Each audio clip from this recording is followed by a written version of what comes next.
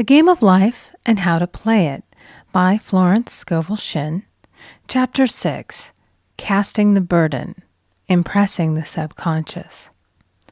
When man knows his own powers and the workings of his mind, his great desire is to find an easy and quick way to impress the subconscious with good, for simply an intellectual knowledge of the truth will not bring results. In my own case, I found the easiest way is in casting the burden.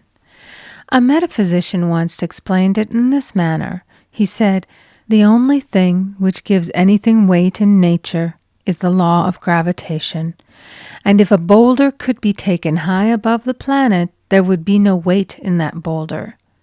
And that is what Jesus Christ meant when he said, "My yoke is easy and my burden is light." He had overcome the world vibration and functioned in the fourth dimensional realm, where there is only perfection, completion, life, and joy. He said, "Come to me, all ye that labor and are heavy laden, and I will give you rest.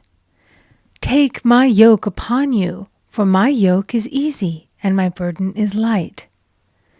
We are also told in the 55th Psalm to cast thy burden upon the Lord. Many passages in the Bible state that the battle is God's, not man's, and that man is always to stand still and see the salvation of the Lord. This indicates that the superconscious mind, or Christ within, is the department which fights man's battle and relieves him of his burdens. We see, therefore, that man violates law if he carries a burden, and a burden is an adverse thought or condition, and this thought or condition has its root in the subconscious. It seems almost impossible to make any headway directing the subconscious from the conscious or reasoning mind, as the reasoning mind, the intellect, is limited in its conceptions and filled with doubts and fears. How scientific is it, then, to cast the burden upon the superconscious mind, or Christ within, where it is made light or dissolved into its native nothingness? For example, a woman in urgent need of money may light upon the Christ within, the superconscious, with the statement, "I cast this burden of lack on the Christ within, and I go free to have plenty." The belief in lack was her burden, and as she cast it upon the superconscious with its belief of plenty, an avalanche of supply was the result. We read, "The Christ in you, the hope of glory." Another example. One of my students had been given a new piano, and there was no room in her studio for it until she had moved out the old one. She was in a state of perplexity. She wanted to keep the old piano, but knew of no place to send it. She became desperate, as the new piano was to be sent immediately. In fact, was on its way, with no place to put it. She said it came to her to repeat, "I cast this burden on the Christ within, and I go free." A few minutes later, her phone rang, and a woman friend asked if she might rent her old piano, and it was moved out. A few minutes before, the new one arrived. I knew a woman whose burden was resentment. She said, "I cast this burden of resentment on the Christ within, and I go free to be loving, harmonious, and happy." The almighty superconscious flooded the subconscious with love, and her whole life was changed. For years, resentment had held her in a state of torment and imprisoned her soul, the subconscious mind. The statement should be made over and over and over, sometimes for hours at a time, silently or audibly, with quietness but determination. I have often compared it to winding up a Victrola. We must wind ourselves up with spoken words. I have noticed in casting the burden, after a little while, one seems to see clearly. It is impossible to have clear vision while in the throes of carnal mind. Doubts and fear poison the mind and body, and imagination runs riot, attracting disaster and disease. In steadily repeating the affirmation, "I cast this burden on the Christ within and go free," the vision clears, and with it a feeling of relief, and sooner or later comes the manifestation of good, be it health, happiness, or supply. One of my students once asked me to explain the darkness before the dawn. I referred in a preceding chapter to the fact that often, before the big demonstration, everything seems to go wrong, and deep depression clouds the consciousness. It means that out of the subconscious are rising the doubts and fears of the ages. These old derelicts of the subconscious rise to the surface to be put out. It is then that man should clap his cymbals, like Jehoshaphat, and give thanks that he is saved, even though he seems surrounded by the enemy, the situation of lack or disease. The student continued, "How long must one remain in the dark?" And I replied, "Until one can see in the dark." And casting the burden enables one to see in the dark. In order to impress the subconscious, active faith is always essential. Faith without works is dead. In these chapters, I have endeavored to bring out this point. Jesus Christ showed active faith when he commanded the multitude to sit down on the ground before he gave thanks for the loaves and the fishes. I will give another example showing how necessary this step is. In fact, active faith is the bridge over which man passes to his promised land. Through misunderstanding, a woman had been separated from her husband, whom she loved deeply. He refused all offers of reconciliation and would not communicate with her in any way. Coming into the knowledge of spiritual law, she denied the appearance of separation. She made this statement: "There is no separation in divine mind. Therefore, I cannot be separated from the love and companionship which are mine by divine right." She showed active faith by arranging a place for him at the table every day, thereby impressing the subconscious with a picture of his return.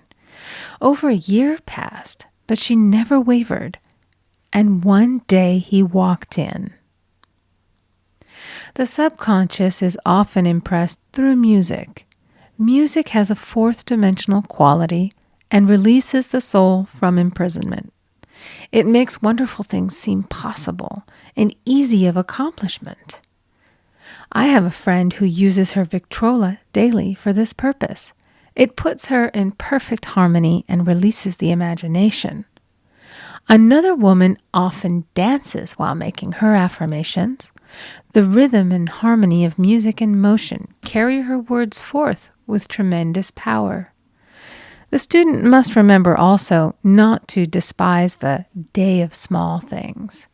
Invariably, before a demonstration come signs of land. Before Columbus reached America, he saw birds and twigs, which showed him land was near. So it is with a demonstration, but often the student mistakes it for the demonstration itself and is disappointed. For example, a woman had spoken the word for a set of dishes. Not long afterwards, a friend gave her a dish which was old and cracked. She came to me and said, "Well, I asked for a set of dishes, and all I got was a cracked plate." I replied, "The plate was only signs of land. It shows your dishes are coming. Look upon it as birds and seaweed." And not long afterwards, the dishes came. Continually making believe impresses the subconscious. If one makes believe he is rich and makes believe he is successful, in due time he will reap.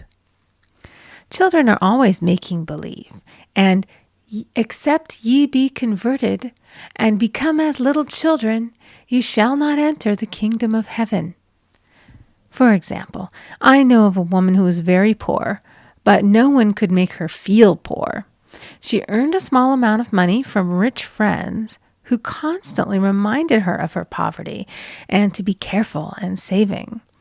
Regardless of their admonitions, she would spend all her earnings on a hat, or make someone a gift, and be in a rapturous state of mind. Her thoughts were always centered on beautiful clothes and rings and things, but without envying others. She lived in the world of the wondrous, and only riches seemed real to her. Before long, she married a rich man, and the rings and things became visible. I do not know whether the man was the divine selection, but opulence had to manifest in her life, as she had imaged only opulence. There is no peace or happiness for man until he has erased all fear from the subconscious. Fear is misdirected energy and must be redirected or transmuted into faith.